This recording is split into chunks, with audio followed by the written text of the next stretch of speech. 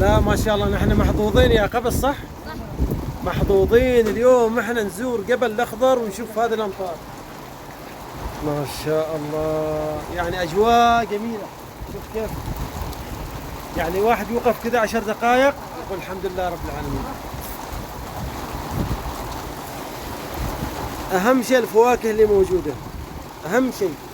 شوفوا شوف صور من هناك ده يتحمل تليفون، تصوير هناك حلوه و5 هناك هم لو عملوا شويه مظلات كذا بين هناك وهنا على الاقل واحد يصور.